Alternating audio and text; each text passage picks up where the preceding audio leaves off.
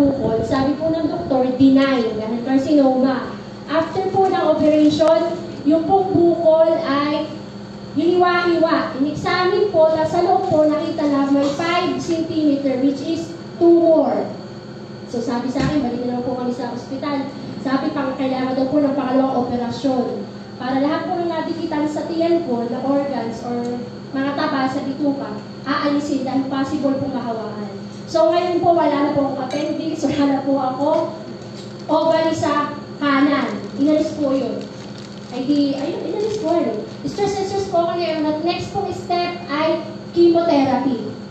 Hindi naman po kami tumatayo ng pera para magpa-chemo agad at ang pera po binastos sa dalawang operasyon na hindi naman po madali. So, pray po kami ng pray kasama po yung nanay namin tsaka si Pastora Gemma na may ginamit si Lord na dumating po si doktora sa Infant at in-invite po ako na umattend para po magpa-check up. Noong po check up po ng April, nakita po na narito na po yung cancer. Dumaan po sa lymphatic sa liig ko. Narito po yung lymphatic. Hindi po sa akin sabi ni doktora dahil hindi po niya alam na opera na ako. So, yun po, pagkatapos po ng opera, pinag-take po ako ng red pine. Agad-agad, 3 times a day po ang take ko. So, sa pag-take ko po, meron po tayong nararamdamang healing crisis. Sinabi naman po kanino. Yung pagsakit po ng ulo, masakit po talaga, pero hindi po ibig sabihin parang mababagaw ka, nagawa sa gamit. Yun po ay part ng pagaling natin. Dinadanas lang po niya yung mga daluyan natin ng dugo or nililinis yung ating dugo para po tayo ay umayos. So, sa pag-take ko po, ilang months, 8 months na po ako ngayon na nag-take. Sa 4 na check-up ko po, sa unang check-up, narito po yung cancer. Sa pangalawa po, wala na po dito sa tiyan.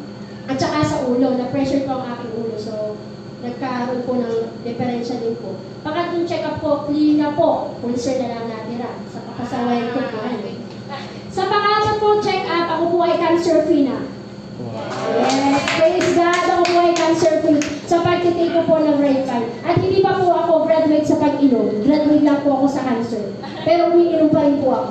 Para po ma-maintain yung kalusugan. So, kung gusto po nyo gumaling, edi mag-take din po kayo. At si Lord, huwag po natin kakalimutan manalangin. Dahil dito po ay biyaya ng Diyos, kaya po sila nakapunta dito. Sila po ay instrumento ng Diyos para po sa atin lahat. Maraming salamat.